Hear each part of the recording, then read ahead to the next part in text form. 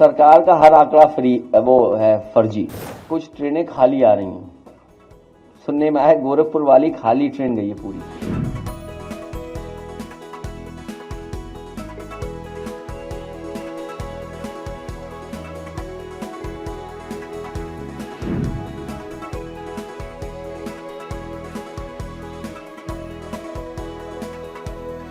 40 करोड़ से ज्यादा लोग वहां पहुंचेंगे, मतलब अमेरिका की कुल आबादी से ज्यादा। इतनी जनता आई हुई है तो मैं समझता हूं कि 7 करोड़ से अधिक होंगे, कम नहीं होंगे। अखिलेश जी को भारतीय संस्कृति और सभ्यता से क्या रार है कि बार बार प्रश्न उठाते हैं। अखिलेश जी को यदि केवल तस्वीरें देखने या वहां पर प्रत्यक्ष जाने का मौका मिले तो उनको दिखाई देगा कि एकता, आस्था और भक्ति का महाकुंभ है, जिसमें कि करोड़ों करोड़ों श्रद्धालुओं ने ऑलरेडी अमृत स्नान करने का काम और वहां पर पहुंचने का काम किया है।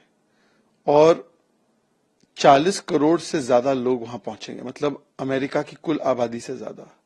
एक तरफ तो महाकुंभ की पूरी दुनिया में, पूरे विश्व में चर्चा हो रही है, सनातन और हिंदू समाज की प्रशंसा हो रही है इस पूरे आयोजन के लिए।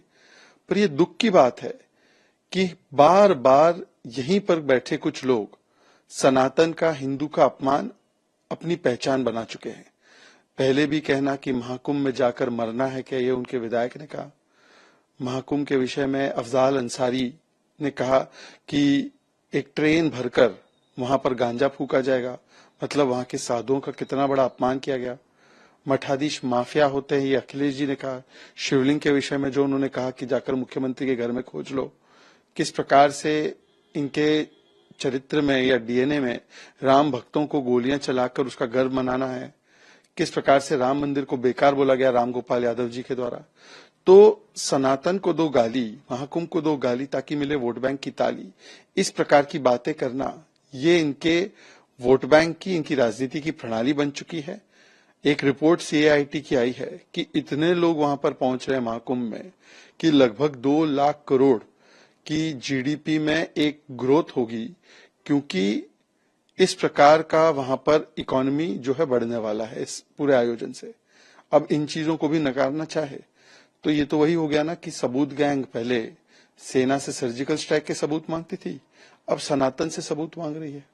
लेकिन जहां भारत के स्वाभिमान, भारत के संस्कृति और सभ्यता की बात आती है, वहां हम सबको एक होकर के उस चीज को मजबूत करने की कोशिश करनी चाहिए। और ये दुनिया में एक भ्रम फैलाने का ये काम करते हैं और स्वयं इसको स्वीकार करते हैं। अभी जाके गंगा में उन्होंने स्नान किया, अरे भाई हरिद्वार में स्नान किए तो आप प्रयाग में जाकर स्नान करिए।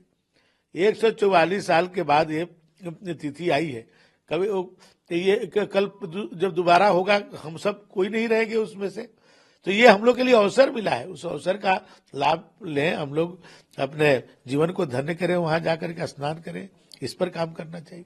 लखनऊ में बैठ के बयान देना अलग बात है, और यहाँ प्रत्यक्ष रूप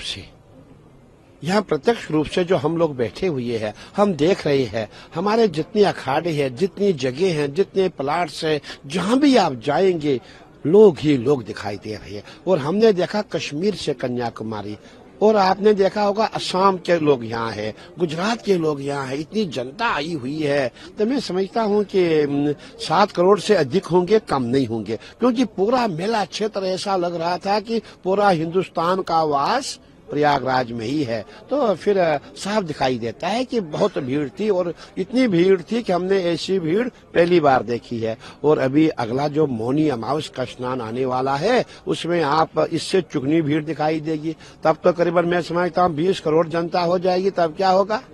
तो कहने का तात्पर्य है कि जो अनुमान सरकार ने लगाया है, संतों ने लगाया है कि 40 से 50 करोड़ जनता यहाँ स्नान करेगी, वो अवश्य करेगी, क्योंकि महाकुंभ है, 144 साल के बाद आया है और हमें आगे चल के अवसर नहीं मिलेगा। मैं यही कहूंगा कि आप भी आइए, स्नान करें, बहुत अच्छा रहेगा। कभी कभी ऐसा होता है जो हमारा दुर्भाग्य है वो भाग्य में बदल जाता है, और ऐसा सुंदर अवसर है, आओ स्नान करें और 2025 महाकुंभ के साक्षी बने। न्यूज नेशन अब व्हाट्सएप पर खबरों की ताजा अपडेट के लिए न्यूज नेशन के इस क्यूआर कोड को स्कैन करें